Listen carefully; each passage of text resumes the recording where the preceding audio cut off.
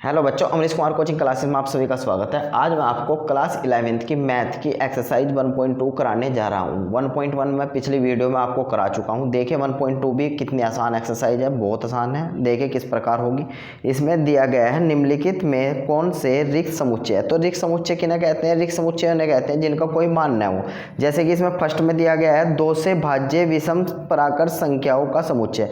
तो ऐसी कोई संख्या नहीं है जो 2 से कटती हो और विषम संख्या हो। जैसे विषम संख्या कौन कौन सी होती है? विषम संख्या होती है 1 होती है, 3 होती है, 5 होती है, 7 होती है, डैश डैश। तो ये विषम संख्याएं होती हैं। ये देखिए विषम संख्या कोई भी 2 से नहीं कटती है। तो ये क्या है? रिक्त समुच्चय। तो आप इसमें क्या लिख सकते हैं? रिक्त समुच्चय लिख सकते हैं। क्या लिख सकते हैं? रिक्त समुच्चय। तो ये क्या है? एक रिक्त समुच्चय है। तो आप इसमें क्या लिख सकते हो? रिक्त समुच्चय लिख सकते हो। रिक्त समुच्चय को रिक्त समुच्चय भी लिख सकते हैं और रिक्त समुच्चय को क्या लिख सकते हैं? फाई से भी प्रदर्शित करते हैं और फाई से भी प्रदर्शित करते हैं और मंझले ब्रैकेट में कुछ वर्ण ना हो, इसे भी रिक्त समुच्चय कहते हैं। तो पेपर में आप किसी भी तरीके से कर सकते हैं। रिक्त समुच्चय भी लिख सकते हैं हिंदी में, और रिक्त समुच्चय ना लिख के आप फाई का साइन भी लगा सकते हैं, और पाई ना लिख के आप ये मंझला ब्रैकेट भी लगा सकते हैं जिसमें कोई मान ना हो। तो आप पहले में किसी भी प्रकार से आप लिख सकते हैं। 3 प्रकार से लिख सकते हैं: रिक्त समुच्चय, फाई और या मंझले ब्रैकेट में रिक्त स्थान। अब जब देखिए दूसरा है, दूसरे में क्या दे रखा है? समभाज्य संख्याओं का समुच्चय। तो पहले पॉइंट में क्या दिया है? समभाज्य संख्याओं का समुच्चय। तो अभाज्य संख्या होती है। तो रिक्त समुच्चय है या नहीं है? इसमें कोई रिक्त समुच्चय नहीं है। क्यों नहीं है? क्योंकि समभाज्य संख्या सबसे छोटी अभाज्य संख्या क्या होती है? 2 होती है। 2 के बाद 5 होती है। 5 के बाद 7 होती है। 7 के बाद अभाज्य संख्या 11 होती है। 11 के बाद 13 होती है, डैश डैश। इसमें देखिए अभाज्य संख्या और अभाज्य संख्या समभाज्य संख्या है। तो 2 ऐसी संख्या है जो सम है और अभाज्य संख्या भी है। तो इसमें यह रिक्त समुच्चय नहीं है। तो आप लिख सकते हैं रिक्त समुच्चय नहीं है। रिक्त समुच्चय नहीं है। तो यह एक रिक्त समुच्चय नहीं है। तो अब जब देखिए तीसरा पॉइंट, फर्स्ट के तीसरे पॉइंट में क्या दिया गया है? ऐसा कहा गया है x एक प्राकृत संख्या है। x 5 से क्या है? छोटा है, क्योंकि इसकी तरफ 5 से छोटा है, ये वाला साइन लगा रखा है। तो x 5 से छोटा है। और इसमें ये देखिए इसमें क्या दिया? x 7 से बड़ा है। ऐसी कोई संख्या नहीं हो सकती है जो 5 से छोटी हो और 7 से बड़ी हो। ऐसा तो कोई संख्या नहीं होगी। तो ये क्या है? ये भी रिक्त समुच्चय है। ये रिक्त समुच्चय है। तो इसमें लिख देंगे ये रिक्त समुच्चय है। तो यह एक रिक्त समुच्चय है। चौथे नंबर पे देखिए इसमें दिया है y किन्हीं 2 समांतर रेखाओं का उभयनिष्ठ बिंदु है। तो देखिए समांतर रेखाएं हम किस प्रकार खींचते हैं? जैसे एक AB रेखा एक खींच दी मैंने समांतर, और एक CD रेखा एक ये खींच दी इसके समांतर, और एक EF रेखा एक खींच दी समांतर। देखिए इस तरह की समांतर रेखाएं होती हैं जो आमने सामने सीधी रेखाओं में कन्वर्ट हो। तो ये काफ़ी रेखाएं, कितनी भी रेखा आप खींच सकते हो। देखिए इनका कोई अपना बिंदु नहीं होता है। तो इसमें कहा है 2 समांतर रेखाओं का उभयनिष्ठ बिंदु है। नहीं है कोई उभयनिष्ठ बिंदु। उभयनिष्ठ बिंदु से कहते हैं जो काटता हो परस्पर एक दूसरे को, उसको क्या बोलते हैं? उभयनिष्ठ बिंदु बोलते हैं। लेकिन समांतर रेखाएं, सीधी रेखाएं क्या है? ये समांतर है। तो इनका कोई उभयनिष्ठ बिंदु नहीं होगा। तो ये भी एक रिक्त समुच्चय होगा। इसमें भी आप लिख दोगे यह रिक्त समुच्चय है। तो देखिए इसके जो है 1.2 के पहले क्वेश्चन को आपने भलीभांति कर लिया। इसमें 4 पॉइंट थे, चारों आपने बड़े आसानी से समझ के कर लिया है। अब जब देखिए इसके जो क्वेश्चन नंबर 2 पे आइएगा 1.2 के 2 पे देखिए क्या पूछा है? परिमित और अपरिमित। परिमित और अपरिमित मैं आपको समझाता हूँ। परिमित उनको बोलते हैं जिनको हम काउंट कर सकते हैं, जिनकी हम गिनती कर सकते हैं, और अपरिमित उनको बोलते हैं जिनकी हम संख्या नहीं बता सकते, जिनको हम नहीं गिन सकते। उन्हें क्या बोलते हैं? उनको अपरिमित बोलते हैं। जैसे वर्ष के महीनों का समुच्चय। तो देखिए वर्ष में कितने महीने होते हैं? 12 महीने होते हैं। आप इनको क्या कर सकते हैं? आप इनको गिन सकते हो। तो ये समुच्चय परिमित होगा, अपरिमित होगा? परिमित होगा। क्यों होगा? क्योंकि आप वर्ष के सभी महीनों को क्या कर सकते हो? उनकी संख्या गिन सकते हो, उन्हें काउंट कर सकते हो। तो इसमें आपका आंसर क्या आएगा? परिमित। क्या लिख सकते हो आप? परिमित। और इसमें देखिएगा सेकंड पॉइंट में क्या दे रखा है? इसके दूसरे क्वेश्चन के सेकंड पॉइंट में दे रखा है गिनती दे रखा है, काउंटिंग दे रखा है। 1 2 3 आगे 4 भी था, 5 6 7 और डॉट डॉट लगा दे। डॉट डॉट का मतलब है ये पता नहीं कहाँ तक के गिनती जाएगी। तो जब इसका कोई अंत नहीं हो, ये अनंतक हो, आप इनको गिन नहीं सकते हो।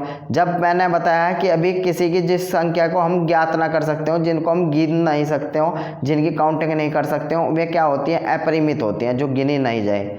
तो इसमें क्या लिख दोगे आप, अपरिमित। यह क्या है, एक अपरिमित है। अब जाइएगा तीसरे नंबर पे। तीसरे नंबर पे क्या लिखा है, 1 2 3 4 5 ऐसे ही कर करके है ना 100 तक की गिनती लिख रखी है, 100 तक के, 100 तक की गिनती आप गिन सकते हो।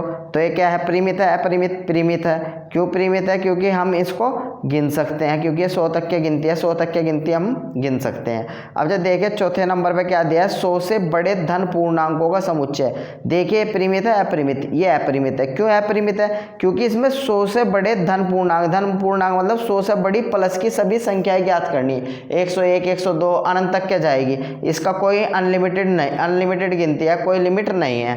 अगर 100 से छोटे कहता धन पूर्णांक तो परिमित होता, क्योंकि 100 से छोटे तो हम गिन सकते हैं धन पूर्णांक, 1 से 99 तक की संख्या होगी, लेकिन 100 से बड़े नहीं हम गिन सकते। तो क्या हो गया, एक अपरिमित हो गया। ये इसका आंसर क्या है, अपरिमित।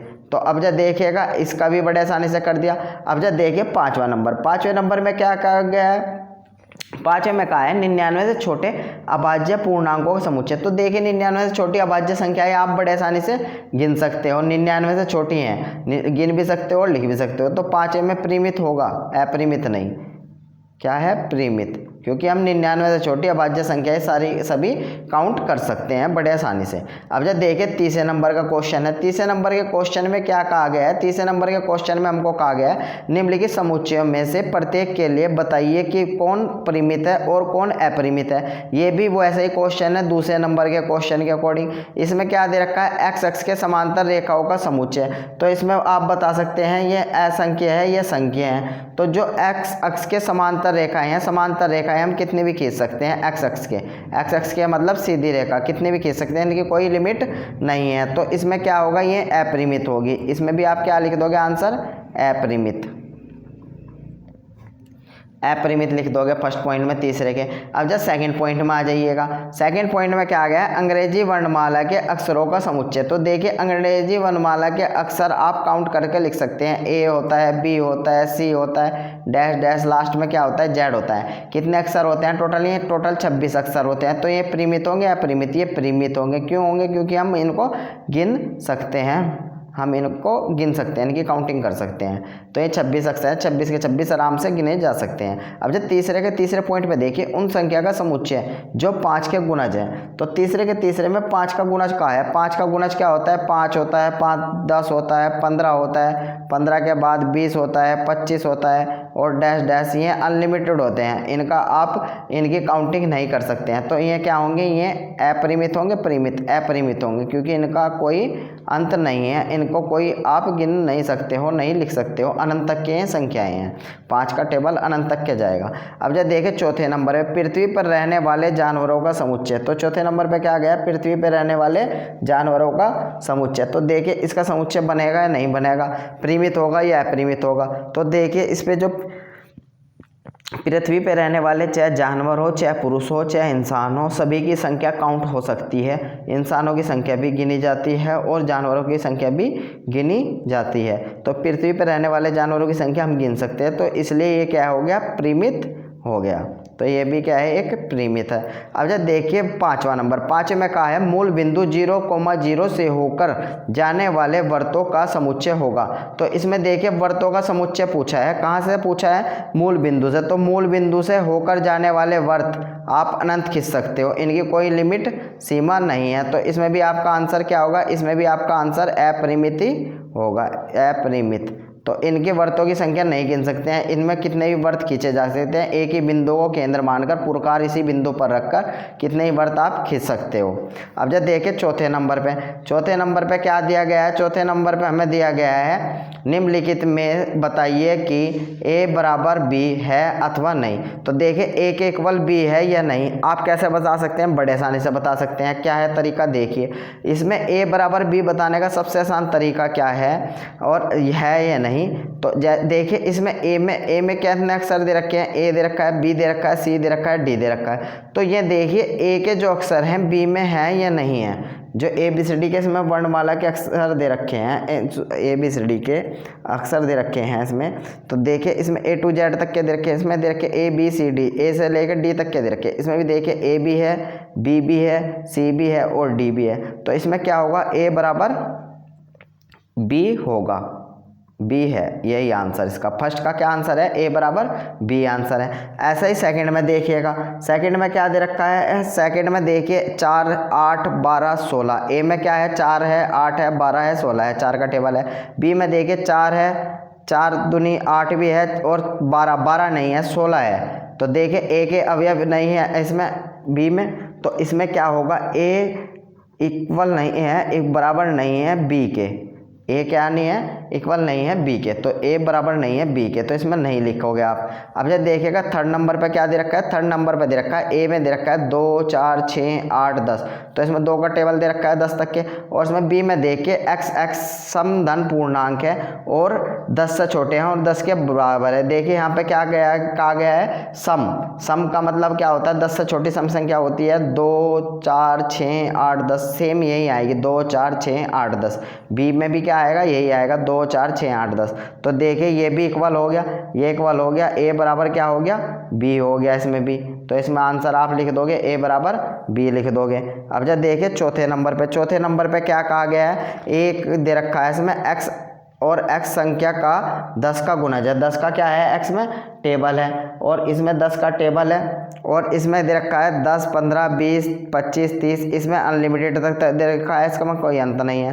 तो देखिए इसमें a बराबर b होगा, नहीं होगा। क्यों नहीं होगा, क्योंकि इसमें a के अवयव तो b में मिल जाएंगे लेकिन b के अवयव a में नहीं मिल रहे हैं। क्या नहीं मिल रहे हैं, जैसे इसमें 10 का टेबल आ रहा है, 10 के टेबल में 10 भी आ जाएगा, 20 भी आ जाएगा, 30 भी आ जाएगा, लेकिन ये 15 नहीं आने के, ना 25 आने के, ये नहीं आ पाने के। तो ए बराबर नहीं है किसके, बी के, बी के बराबर नहीं है। तो देखिए आपने चौथे क्वेश्चन भी बड़े आसानी से कर दिया। अब जब देखिए पांचवें नंबर पे क्वेश्चन पे आ चुके आप।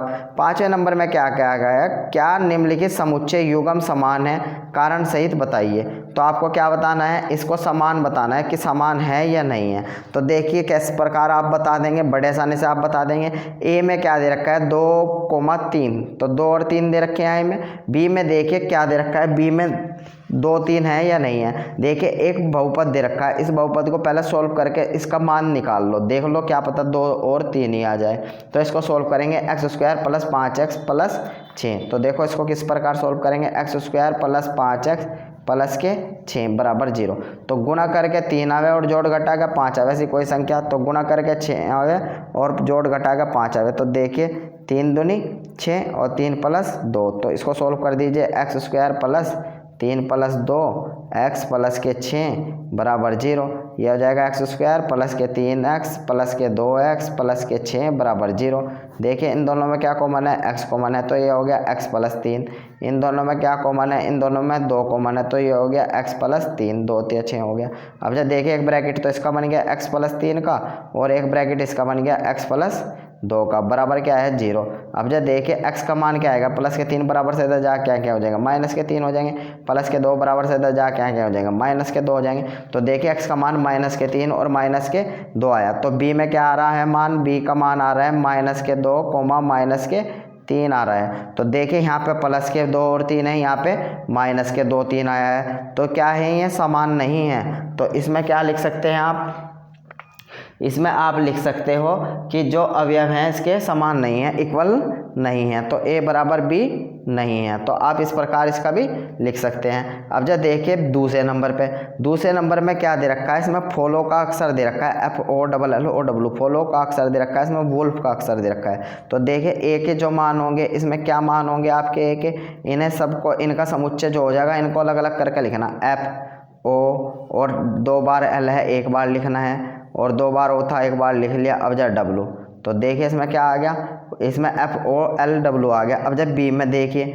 B में क्या आएगा, B में W है, O है, L है और F है। देखिए यही W भी मिल गया, O भी मिल गया, L भी मिल गया, F भी मिल गया, दोनों में क्या है, समान है। तो इसमें क्या लिख देंगे, A बराबर B है। तो दोनों के क्या मिल गए, इक्वल मिल गए अवयव। अब जब देखिए छठा नंबर, जो कि अंतिम क्वेश्चन है आपका एक्सरसाइज 1.2 का।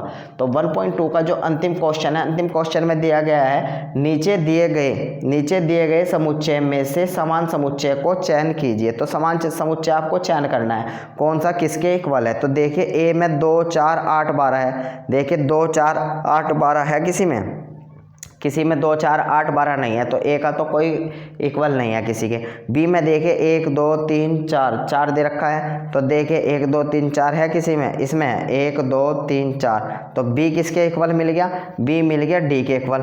तो इसका जो आंसर आ जाएगा इसमें आ जाएगा बी इक्वल है डी के, जो आप आंसर में लिखोगे। अब जब और मिला लो, क्या पता और मिलता हो इसमें, तो देखिए इसमें देखिए अब जब इसमें देखिए बी किसके बराबर आ गया, डी का। सी का है 4 8 12 14, तो 4 8 12 14 किसी में नहीं है। फिर ई का देखिए, ई में -1 है और प्लस का 1 है। जी में देखिए माइनस का 1 भी है और प्लस का 1 भी है, तो ई बराबर किसके आ गया, ई बराबर आ गया जी के। तो 2 आंसर यही थे इसमें। अब जब और कोई किसी के इक्वल नहीं मिल रहा है, किसी का सेट नहीं बन रहा है, तो सिर्फ 2 ही सेट बने हैं इसमें। छठे क्वेश्चन में बी बराबर डी और ई बराबर जी, यही आपके क्या है आंसर है। और इसमें 6 ही क्वेश्चन थे टोटल कंप्लीट 1.2 में। 1.2 आपकी कंप्लीट हो गई है। बड़े आसान क्वेश्चन थे, आपने आसानी से समझ लिए होंगे और कर लिए होंगे। अगर आपको एक बार और देखनी है वीडियो, तो एक बार और देख के अच्छे से समझ सकते हैं। धन्यवाद।